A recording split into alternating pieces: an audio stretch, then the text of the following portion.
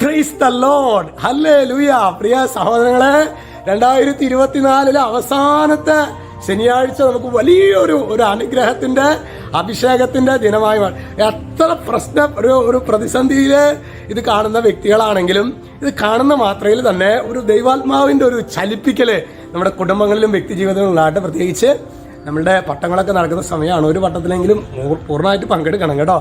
ഇന്ന് നമ്മൾ ധ്യാനിക്കുന്നത് എസെക്കിയേലിന്റെ പുസ്തകം 36:25. അവിടെ വചനം പറയാണ്, ഞാൻ നിങ്ങളുടെ മേൽ ശുദ്ധജലം തെളിക്കും, നിങ്ങളെല്ലാ മാലിന്യങ്ങളിൽ നിന്നും നിങ്ങൾ ശുദ്ധീകരിക്കപ്പെടും.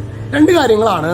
ഞാൻ നിങ്ങളുടെ മേൽ ശുദ്ധജലം തെളിക്കും, നിങ്ങളുടെ എല്ലാ മാലിന്യങ്ങളിൽ നിന്നും നിങ്ങൾ ശുദ്ധീകരിക്കപ്പെടും. പ്രിയ സഹോദരങ്ങളെ, തമ്പുരാന്റെ ഒരു ഇടപെടലിന് വേണ്ടി ചിലപ്പോഴൊക്കെ അച്ഛൻ്റെ അടുക്കിലേക്ക് ഇങ്ങനെ ചില പ്രത്യേക തഴക്കദോഷങ്ങളിൽ പെട്ട് വെറുപ്പ്, വൈരാഗ്യം, അച്ഛൻ ദേഷ്യപ്പെടേണ്ടതെന്നൊക്കെ തീരുമാനം എടുത്തോണം. പക്ഷേ എന്തെന്നില്ലാത്ത ഒരു സംഭവം അങ്ങോട്ട് അങ്ങനെ പല തീരുമാനം എടുത്ത ദിവസങ്ങളായിരിക്കും ആ മേഖലയിൽ ഏറ്റവും കൂടുതൽ പൊളിഞ്ഞ് പാളീസായിട്ട് പോകുന്നത്.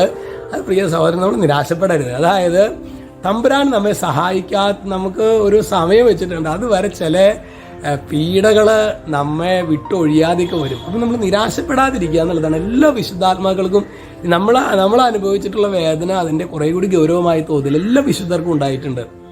അത് തമ്പുരാൻ്റെ ഒരു സമയത്തിന് വേണ്ടി കാത്തിരിക്കുക കൂടി. പിന്നെ മാത്രമല്ല, നമ്മളൊന്ന് എളിമപ്പെടുത്താനൊക്കെ ആയിരിക്കും. പലരും നമ്മളൊന്ന് ചിന്തിച്ചു നോക്കി, 24 ആരംഭിച്ചപ്പോൾ നമ്മൾ കുറേ പ്രതിജ്ഞയൊക്കെ എടുത്തില്ലേ. ചിലരൊക്കെ ശരിക്കും അറിയാം, അച്ഛനറിയാം. അതായത് ചിലരോ പ്രതിജ്ഞ എടുത്ത് 2-ാം ദിവസം അതൊക്കെ മറന്നു. പക്ഷെ ചിലരൊക്കെ ശരിക്കും അതിനുവേണ്ടി ചങ്കുപൊട്ടി ശരിക്കും പ്രാർത്ഥിക്കുകയും പരിശ്രമിക്കുകയും ഒക്കെ ചെയ്തിട്ടും ചില മേഖലകളിൽ നിന്നും അങ്ങനെ പൂർണ്ണമായിട്ട് വിടുതൽ പ്രാപിച്ചിട്ടില്ല. അപ്പോൾ അതിൻ്റെ അർത്ഥം ശരിക്കും ഒരു കാത്തിരിപ്പിൻ്റെ ഒരു ആത്മീയത, പ്രിയ സഹോദരങ്ങളെ, നമ്മുടെയൊക്കെ ജീവിതത്തിലുണ്ട്. ഒരു കാത്തിരിപ്പിൻ്റെ സ്പിരിച്വാലിറ്റി ഉണ്ട്. അതുകൊണ്ട് നമ്മൾ ഭയപ്പെടരുത്. ഞാൻ നിങ്ങളുടെ മേലെ ശുദ്ധജലം തെളിക്കും, നിങ്ങളെല്ലാം മാലിന്യങ്ങളും നിങ്ങൾ ശുദ്ധീകരിക്കപ്പെടും.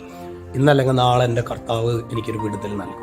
ഈ ഒരു ബോധ്യത്തോടെ വേണം ധാരാളം ജപമാല ചൊല്ലി പ്രാർത്ഥിക്കണം കേട്ടോ. ധാരാളം ജപമാല ചൊല്ലി പ്രാർത്ഥിക്കുമ്പോൾ അമ്മയുടെ പ്രത്യേകമായൊരു കരുതൽ നമുക്ക് അനുഭവിക്കാൻ പറ്റും. നാളെ അച്ഛൻ അട്ടപ്പാടി ജെല്ലിപ്പാറയിലാണ് കേട്ടോ. ഒരു പ്രത്യേക ശുശ്രൂഷയാണ്. നിങ്ങൾ പ്രത്യേകമായിട്ട് നിങ്ങൾ പ്രാർത്ഥിച്ചേക്കണം. ഈശോ നമ്മ എല്ലാവരെയും സമൃദ്ധമായിട്ട് അനുഗ്രഹിക്കട്ടെ. രക്ഷിതാവായ യേശു ക്രിസ്തുവിൻ്റെ നാമത്തിൽ ആശീർവദിക്കുന്നു, ഇപ്പോഴും എപ്പോഴും എന്നേക്കും. ആമേൻ.